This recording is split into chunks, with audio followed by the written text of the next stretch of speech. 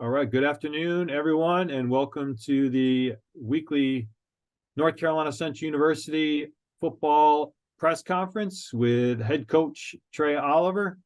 Coach, congrats on the senior day victory on Saturday. You've had some time to take a look at that. What were your thoughts about Saturday's victory? It was a well played game, and it was really good to be able to send our seniors out on a winning note like that.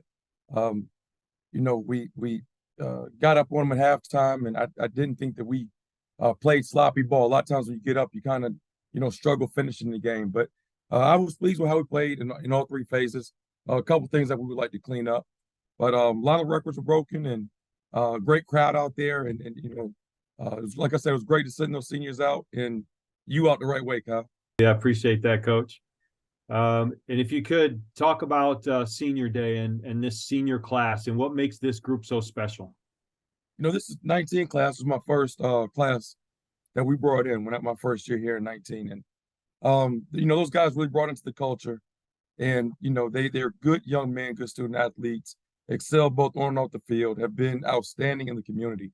And then for them to get to win a championship and be able to have opportunity to make it to the playoffs their senior year was amazing. But they've really helped turn this program around. And those guys, they mean the world to me. And Saturday marked the end of the regular season, but we're here today with some more football to play. So how did you find out that the Eagles were going to the FCS playoffs for the first time in program history? Yeah, we had our own little, watch party here in the building. And, the guys were excited. Obviously none of them had been a part of that before. But, we had our staff in there, and the guys were tuned into ESPN. And they were going through the seeds and who got the home field advantage and the buys and all that stuff. And then, when our name popped up and that we were paired up against Richmond, the guys, they were very excited. They lost their minds. So I turned the TV off and told them it's time to go to work, guys. So we immediately went to the field and went to practice. Not surprised at all. Strictly business. All right. Our first question is from JB Ricks. Go ahead, JB. Going on, Coach? Oh, hey, man, this is a blessing right here. What's up, little man? Hey, first and foremost, congratulations. I'm off this week, man. So I'm chilling for Thanksgiving, but I got my junior intern here, and he wanted to ask you a question for today's press conference. So you ready? Yeah. What does it mean to be in the FCS playoffs? Boom. Man, it is a blessing. That looks like your twin, not your junior. Yeah, it's really good for us to have an opportunity to represent North Carolina Central University and as well as our conference in the national playoffs. And a lot of people kind of, your goal is to win a national championship one way or the other, whether it's the Black College or the FCS. But, for us to be able to be the first team in school history to play in the FCS playoffs is amazing. And the guys are excited, but, we're not trying to be a one and done. The guys are locked in. And, of course, Richmond is a very good football team, just like everybody else is, we talking about playoffs. But we're definitely excited about it. And, the guys are working hard. They're trying to get prepared. The staff has put a lot of hours in trying to come up with a game plan. But thank you for the question. I said thank you. Thank you. Good luck this Saturday. Good luck this Saturday. Thank you. Appreciate you, Coach. Good luck Saturday. Yes, sir. Thank you. Happy Thanksgiving to all. Happy Thanksgiving to all. See you later. Bye-bye. Thanks, JB. Appreciate you bringing your special guest on. That was awesome. All right, our next question is from Stephen Gaither. Go ahead, Stephen. You mentioned previously, you had playoff experience at the Division II level, but I know your coach, your mentor, Rod Broadway, he had a similar situation. They went to the Celebration Bowl. The next year, they had to go up and play Richmond in the playoffs, and it kind of was, the players kind of talked about it was a little bit of a letdown. Have you guys talked about that, or were you talked about about just getting your guys motivated and making sure that obviously everybody wanted to go to Atlanta, that's the main goal, but just getting them refocused and letting them know what's in front of them.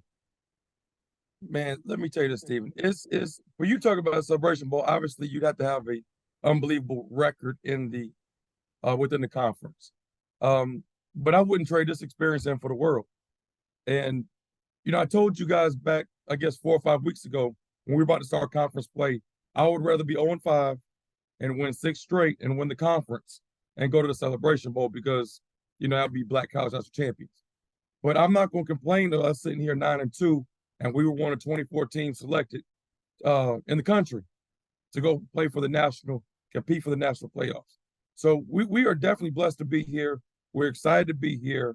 We're looking forward to the challenge of playing Richmond. And there are probably 100 and some teams at home right now about to go grab their fishing poles and go fishing. So we're excited about playing, in the playoffs. Questions from Byron Paris. Go ahead, Byron. So you're going up against Richmond, and their quarterback is looks like the past 6 games is really throwing the ball really well. What do you see from that offense, and how are you planning on neutralizing it? Yeah, they I don't know if you've seen those guys play, but they're a fun team to watch. I mean, they're gonna run every formation you've seen, every motion you've seen. You have to be prepared and play with great eye discipline. Now they do play with 2 quarterbacks. The Coleman kid, I think that's more of the passer, and then the other young man, I don't know his name, 16. He's more of the runner. He's gonna try to beat you with his legs. But they have some playmakers. They have a couple receivers that are very dynamic, and they're very experienced, especially up front. So they're fun to watch. Difficult to prepare for, but they're definitely fun to watch. And my second question is, what are you doing for this team? And for you guys are beat up. It's the end of the season. So how are you trying to rejuvenate the team on getting them back on focus? I don't think that we lost focus. I thought we ended the season well this past week. Like I say, it's football, man. Everybody's banged up this time of the year. When you've gone through camp and then you've gone through 11 weeks, putting your body through this stuff, everybody's beat up and banged up at this time. So, we have a team of 100-some guys, and we only put 11 of them on the field at a time. So we'll find quality backups and guys to replace those that are banged up and injured. But, like I said, we're excited for the opportunity, and we're not going to let 1 or 2 injuries be any type of excuse for anything. So we're going to prepare this week for a great team, and we'll be well prepared when we get to Richmond. Our next question is from Chris Clark. Go ahead, Chris. I wanted to know, obviously, the beginning of the year, Morgan State knocked these guys off. You've got some common opponents. Is there anything that you could take from that or from the common opponents that you see as maybe you could capitalize on against this Richmond team, first off? Well, we've looked at every game that they played in all 3 phases, offense, defense, and kicking, from everybody they played throughout the season. Like I talked about their offense, they're going to have a new wrinkle every week. When they start the game, they look completely different every week. So you can't just lock into one formation or one personnel grouping and think that you can just defend that and you'll be fine. So we have to be prepared for everything, any possible formation, any motions you can see. Now, defensively, they kind of remind you of us. They based out of a 4-2-5 structure. So, defensively, we've got a little better feel about where they're going to be from, down to down. But like I said, we've broken everything down, but I don't think that you can really gauge a team upon, one style of play versus who they play. Understand that. And this is more of about the program. What's it say that you could not make your league's bowl game, but still be in the postseason? I mean, that's a standard of excellence that you've got to be proud of, to know that even if you don't do it within your league, you're still good enough. Your program is still good enough to play in amongst and play playoff football, especially from when you started in 2019 until now. That rise is meteoric. Yeah, it does. And I mean, it's a couple things that, that says is, first of all, how good our conference is. We have a very competitive conference. And then, secondly, is a lot of it had to do with scheduling. And when I made this schedule years back, a lot of people looked at me like I was crazy. You coming up for 2019 season, and you about to go play Elon and Campbell and UCLA and North Carolina A&T and a school out of the SWAC. So, I knew when we put the schedule together that it would put us in position to have opportunity to make the playoffs. Our next question is from Benita Best. Go ahead, Benita. Coach, is there any disappointment that you are going to Richmond instead of Richmond coming to Durham? How did they get the home field advantage? That's a great question. I thought that we were the higher seed, but I didn't get into all that stuff. We were just focused on coaching and trying to get my guys prepared for for Delaware State. A lot of that stuff had to go in, where there's applications and stuff through the administration well before this week. And it was things that I didn't even want to discuss and get involved with. I was, strictly worried about doing my job and getting our guys prepared for beating Delaware State. I would have looked real crazy if I was making reservations or trying to get home field advantage for the playoffs, and we must run and lose at Del State with all that was at stake. So I didn't get involved with that, and I'm not sure exactly how that transpired, but we're excited to be able to have opportunity to play, whether it's at home or on the road. And Richmond's only 2 hours away, so our fans will be able to travel right up the highway. It's only 2 hours up, 85. It's a good time to point out the Eagles in the past 2 seasons are 3-0 against nationally ranked opponents, and all those games have been on the road. Next question is from Lawrence Davis. Go ahead, Lawrence. Hey, Coach. Hopefully you're doing well today. I'm well. I like to have Lawrence. I appreciate it. I just want to go back to the game this past week. I know Davius and Joaquin hooked up for 3 touchdowns. What did you see there? Was there maybe just a mismatch between Joaquin and the DBs? Did it happen organically? How did those 3 touchdown connections, what did you see there on tape? Was that a game plan or just did it happen organically? I like that, the way you worded that, Lawrence. I think it happened organically. Pee-wee went through his reads and everything. And like I said, he'll never force the ball. When you look at his numbers, he was 19 for 21, which is unbelievable. So you're not forcing the ball and just staring down receivers when you have that type of completion percentage. But he goes through his progression, and then, a couple times he was wide open, but then, he also made a couple great catches. Joaquin did. So, but that's what he does. That's who he is. He shows that every day in practice. And Coach Maurice, our running back coach, talked in the pregame talking about how the ball finds energy. If you have energy, the ball's going to find you, regardless of what position you play in, offensive, defense. And, when a young man like Joaquin comes to practice the way he does and his approach to the game, the ball finds energy. And you guys are pressuring the ball a lot more recently. Is that more so due to blitzing, or do you feel like your front four is just getting home way easier now? Well, I don't know about how easy it is, but those guys, I think that the last half of the season, our defensive line has played a lot better. We had a couple of new faces in there and all that, but I thought our effort has improved tremendously throughout the year up front with our defensive line. And then, our second level guys, Flaker, and I thought Ja'Kai Brevard played an outstanding game this past weekend. He was very physical. And Coach Cord has done a great job of dialing up some pressures and trying to take advantage of some mixed matches that we see with their offensive line. Coach, you mentioned Davius's passing effort, 19 to 21. Some of the numbers that he's put up this year have been ridiculous. How would you describe what he's been able to accomplish? I would say the same, ridiculous, or I would say as expected. When you see this young man's where he's come from and the time that he puts in, and then the coaching that he gets, he and Coach Leone, I think, are joined at the hip. And those guys are they think just alike, and they do a great job of game planning. And a lot of times, during the game, Davius is checking off stuff, and Coach Leone's up in the practice box trying to figure out what's going on. But he always gets in the right play. He never tries to do too much. And when you stay within the offense and don't try to do too much, a lot of times plays will come to you. And when you don't press and try to always make the big play, get the ball in your playmakers' hands and they'll make plays for you. But it's amazing to see what this young man's been able to accomplish and the records that he's broken. And I know we take it day by day, one game at a time, but I've got to ask this question. You've seen him grow since 2019. What has he done during that time to prepare him to become that next HBCU draft pick in the NFL? That's a great question because it's so much more to that. I think he's done an outstanding job with the media. When you talk about the NFL and you're going to be the face of a franchise, and they're going to be cameras in front of you and 24/7. People are always going to challenge you and question you and all this, but just the way he carries himself, he's a pro.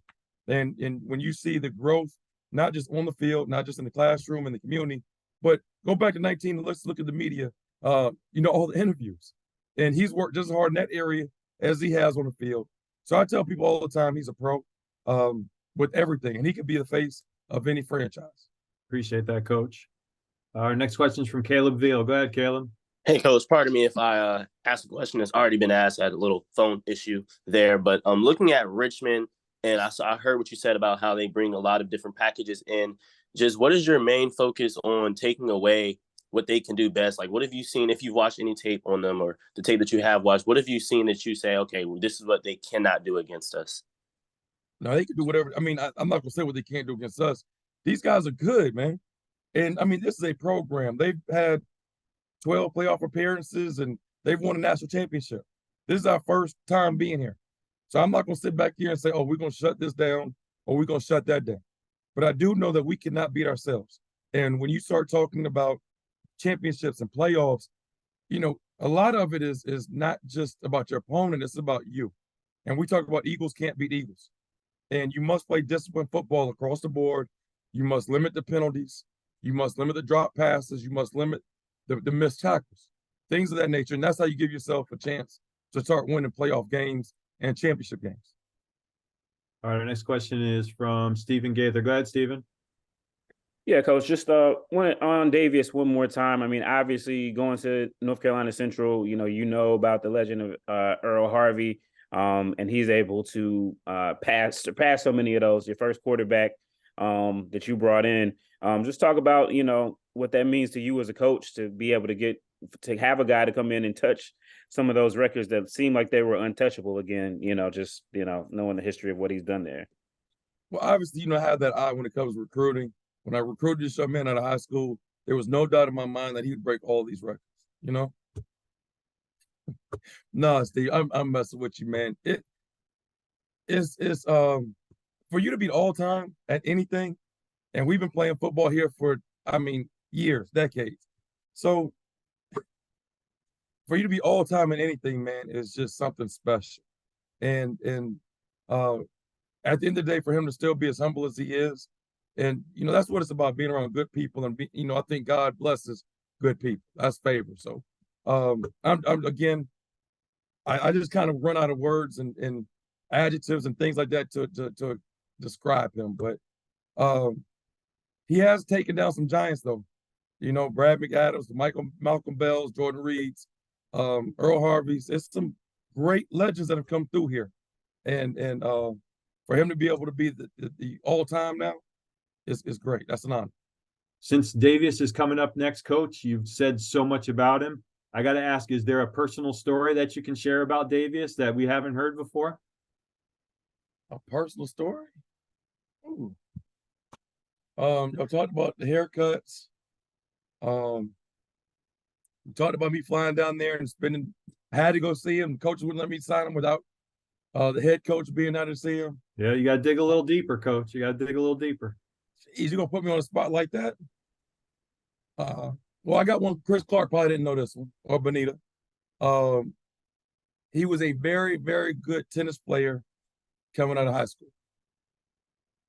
So I attribute a lot of his footwork and pocket presence to the footwork that he got growing up playing tennis.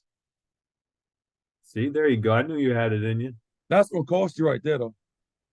All right, Coach, thank you so much for your time today, and best of luck this weekend in the historic first appearance for the Eagles in the FCS playoffs. Really proud of you.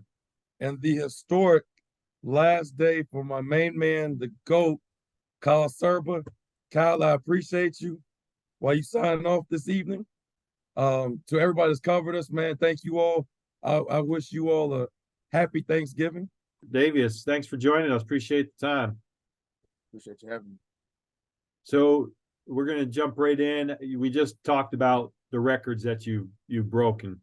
What was that moment like on Saturday? Actually, a couple of moments. You broke the pass completions record first. Folks gave you a big ovation then. And then later in the game, a standing ovation for breaking the all-time record for total offense. What was that moment like? Honestly, it was surreal. Like coming into the game, I was really just focused on one thing. That was winning.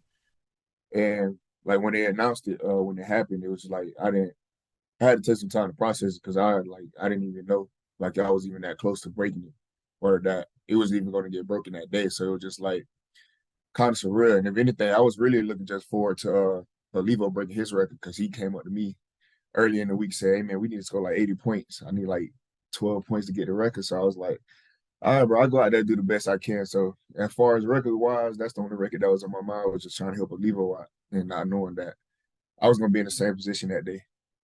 That's awesome. Our first question from the media is from Stephen Gaither. Go ahead, Stephen. 2 questions for you. One, for you guys, you guys had the Celebration Bowl last year, which is a great experience. You get to go to Atlanta. It's kind of like it's the bowl game experience. This year, it's a playoff game. You guys are going down the road, kind of more like a regular week atmosphere. How are you and the team, keeping that energy and enthusiasm up, even though it's a different experience from what you guys experienced before? Just realizing the importance of this game for real. Like I said, it's like 100 other teams probably already home, getting ready for Thanksgiving or just like enjoying the family time. But we had the opportunity to continue to play football, and at the prime time of football, with just knowing that we extended our season to another game, and it's just going at this point in time, it's really just a game by game, like a sudden death type thing. So it's like the importance is just gonna come with it, knowing that it's a one and done situation. Once you lose, you're out of the playoffs. So it's kind of like this just added a little bit more emphasis compared to like if you go to Celebration Bowl, just like that's the one game. Like no game after that compared to this. It's the same, basically like the same thing. Just the one game. You lose, you're done. All right, and then lastly, I'll ask, they mentioned the records, those records were set by a gentleman way before you were born. Like Kyle said, he's been there for so long, he didn't think those records would ever be broken. Obviously, you're playing to win the game and everything, but what, have you thought about what it means to write your name in the record books, and where, 30 years from now, there may be a kid that is, chasing your record?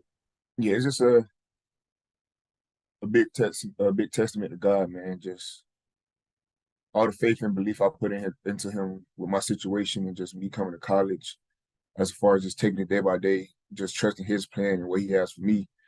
And then just to see it happen, like, as you said, this past weekend, as far as breaking records. So it just really just like, it's a blessing. And then just knowing like how it was broken, like when it was broken, as you far as said.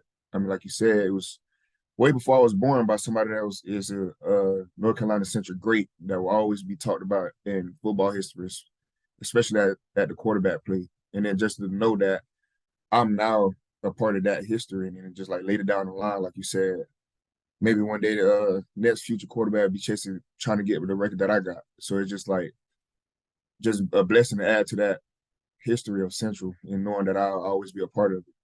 Our next question is from Caleb Veal. Go ahead, Caleb. Congratulations on all the records and the success this season, and best of luck against Richmond and whoever else comes after that. Going back to where we were just talking about the records, how do you stay focused on the game, knowing, like I heard you say that you didn't know, so I would phrase it this way. How do you block out the noise of knowing that a record like that will have you in the legacy of North Carolina Central forever in the back of your head, and just stay focused on the game and not just continue to just block out these noises that anybody else? I mean, I remember myself when I used to break records and 2K and things like that. I just was always thinking about it. So how do you block out that noise? Just knowing the game and the importance of it. Like, this is probably the one game that I can think of right off the bat that you just can't do anything by yourself.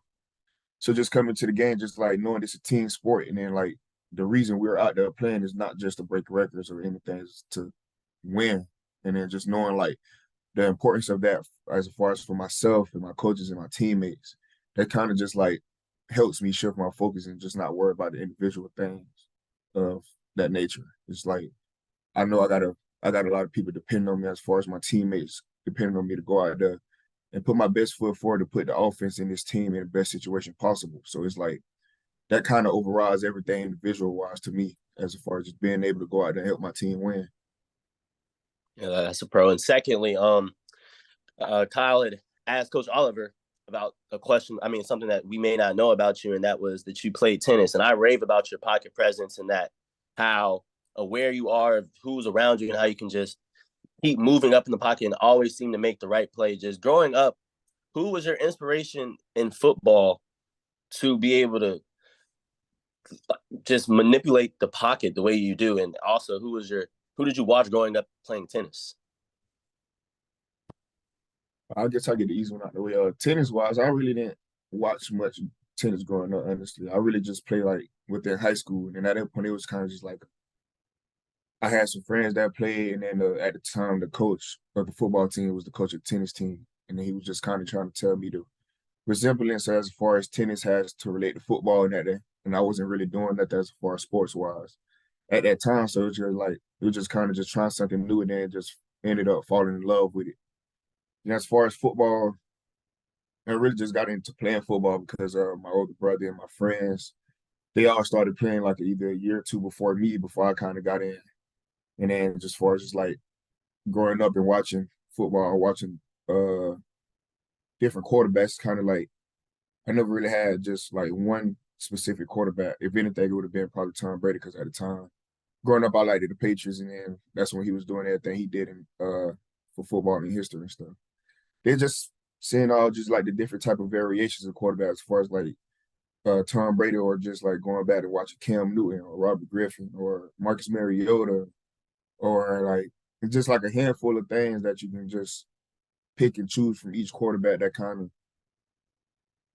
kind of pick up and try to relate it to my game. So it was never like I try to set my eyes on one quarterback and try to do everything identical. I try to find ways that I can see things through different quarterbacks and just kind of be like, how can I relate this to my game? Or like, how does this help me with my game, how I play the game?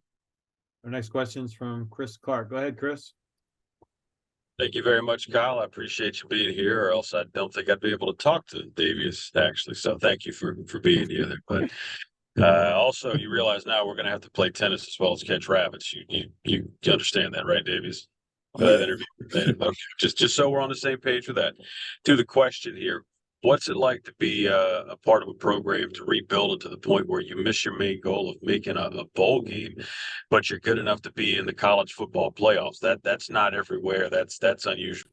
It means a lot. Just like you said, I've been here since 2019 when Coach Oliver first got here, and then just knowing like the past few years, like before then, I believe Central weren't that good or just kind of struggling, and then just coming even my freshman year, and then still have a losing record. Then just fast forward to today, we end up losing the conference, but overall still like 8-2, 9-2, and then we still have an opportunity to play in the FCS playoffs, so to play post regular season. It just shows a lot as far as like this program that Coach Oliver built up and that we helped build up from 2019, and just the level of excellence that's expected. And then just like you said, that it's not every day that you lose your conference but end up being in the playoffs, or you miss the bowl game or still end up having a chance to play for a trophy and some rings and stuff like that. So it's just like a really a testament as far as like what we had to go through and what we did to rebuild this program. Really quick before I got to get out of here and I'll let you go. What is it about this Richmond team defensively? I know that Coach Oliver's talking about they're similar in a look to what the Eagles run. Does that help or hurt in your preparation here?